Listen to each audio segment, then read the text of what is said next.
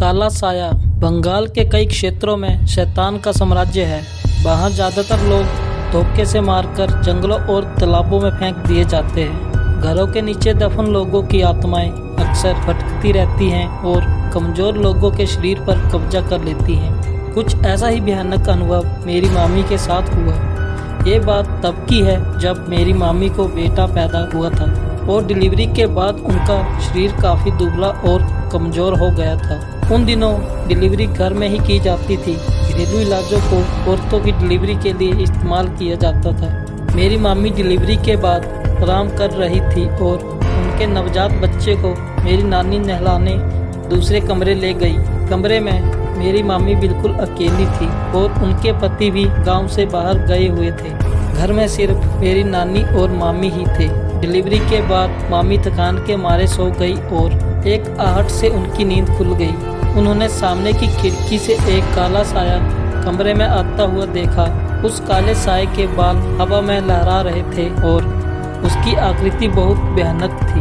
वो अपने हाथ मामी के गले की तरफ बढ़ा रहा था। इतने में मामी जोर से चीखी और नानी वहां पहुंच गई। मामी ने सारा किस्सा नानी को बताया। नानी ने गौर किया कि उनके सिरहाने कोई चाकू या हाथ में कोई रक्षा धागा नहीं बांधा है। फिर नानी ने मामी के हाथ में हींग और सरसों के दाने काले कपड़े में लपेटकर बांध दिया और उनके बच्चे के हाथ में भी बांधा। मामी के पूछने पर नानी ने बताया कि अक्सर ऐसे काले साए कमजोर या दुर्लभ शरीर में प्रवेश करते हैं और अपनी अधूरी इच्छाओं को पूरा करते हैं। डिलीवरी के बाद नानी मामी के पास सुरक्षा धागा और सिरहाने चाकू रखना भूल गई थी, इसलिए मामी को उस काले साए का सामना करना पड़ा। कुछ खतरे इतनी आसानी से नहीं टलते।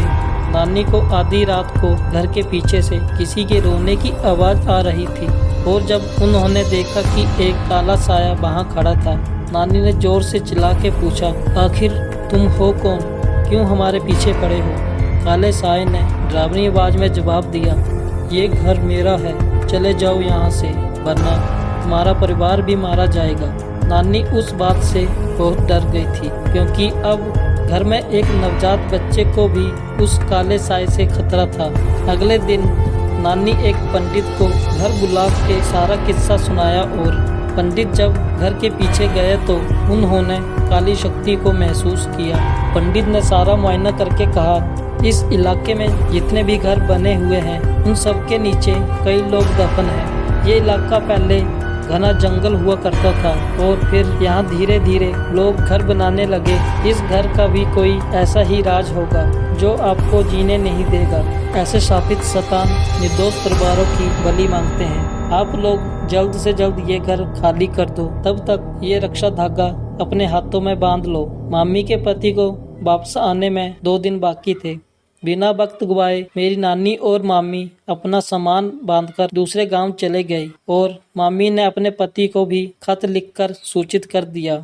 आज भी इसी डर से लोग घर बदलने से पहले उसका इतिहास पता करते हैं, क्योंकि ऐसे भूतिया राज अक्सर लोगों को महंगे पड़ते हैं। दोस्तों, उम्मीद करता हूँ कि आपको ये कहानी अच्छी लगी होगी। इसी के साथ चैनल को लाइक, शेयर और सब्सक्राइब भी कर लेना।